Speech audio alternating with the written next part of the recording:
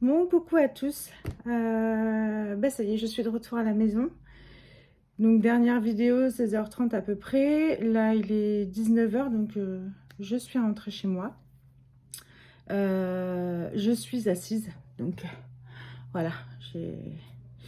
Comment vous dire? Pas de douleur, pansement propre, pas de saignement dessus. J'ai pu manger ma collation à l'hôpital. J'ai pu uriner assise. Voilà, pour l'instant, les selles, voilà, j'en ai pas le besoin, enfin, j'en ai pas envie, donc voilà.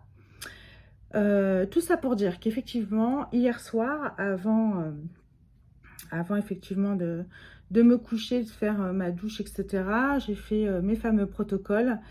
Alors, protocole sur quoi? Sur euh, la représentation mentale de mon corps et de la zone qui allait subir cette chirurgie. Voilà, pour m'expliquer mentalement ce qui va se passer sur mon corps. Voilà, donc j'ai imaginé qu'on venait creuser à cet endroit-là que j'ai visualisé, etc. Que ça pouvait tirailler ou pas et amener un espèce d'apaisement en fait à mon corps pour qu'il puisse accepter cette chirurgie le mieux possible. Voilà, donc il y a une préparation déjà mentale pour ça. Autre protocole qui est vraiment fixé plus en termes de cicatrisation, c'est-à-dire permettre à mon corps de lui envoyer le message que on a suffisamment d'énergie, de potentiel en nous pour favoriser ce processus de cicatrisation. Voilà, donc là, c'est moi qui envoie plus de l'énergie à mon corps pour favoriser ce champ-là. Et un autre protocole aussi qui est sur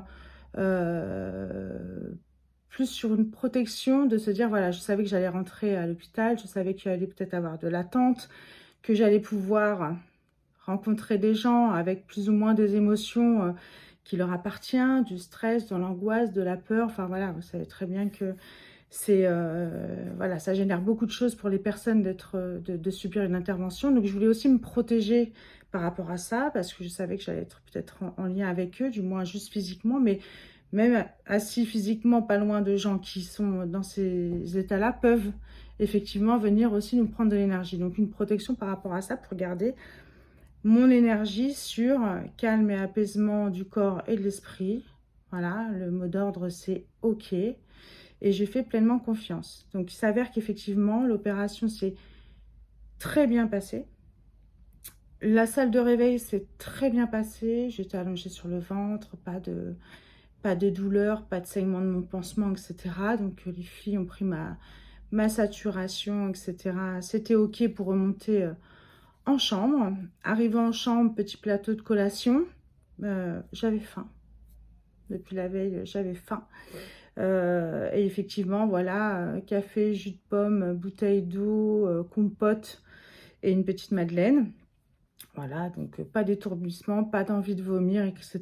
Donc une fois ma collation prise, j'ai appuyé sur le bouton parce qu'effectivement j'avais envie d'aller aux toilettes et c'est le mot d'ordre aussi pour sortir, c'est-à-dire qu'à cause de l'anesthésie générale, on peut parfois avoir des soucis là-dessus et on n'est pas sortant quand on n'a pas uriné un minimum, il faut le savoir.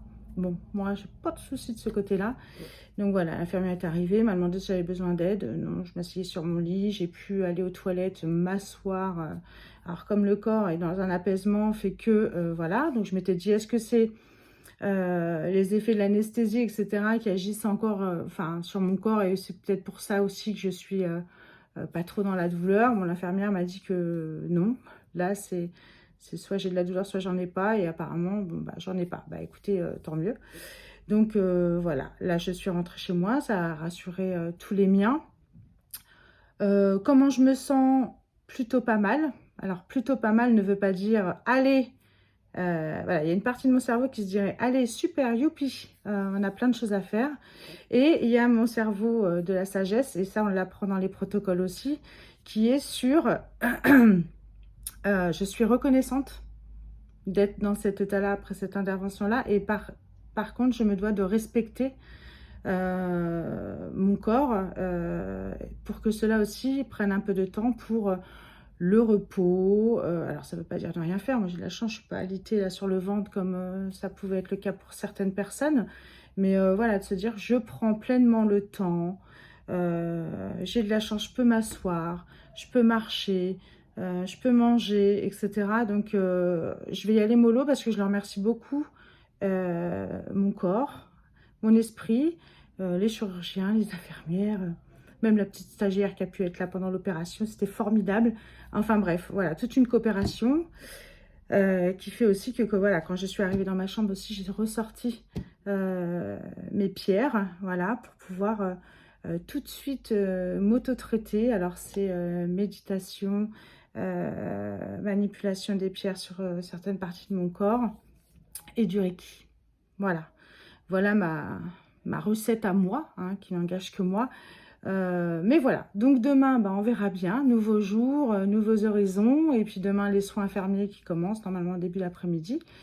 Donc voilà, je posais la question pour la douche. Ce sera l'infirmière qui me dira comment elles doivent se passer pour moi. Et puis, je vous en dirai plus. En tout cas,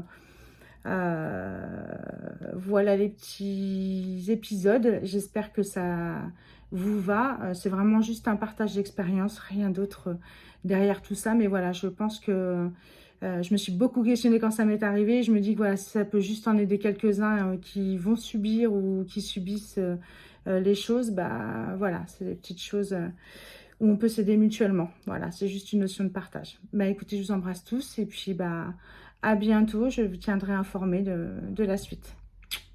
Namasté.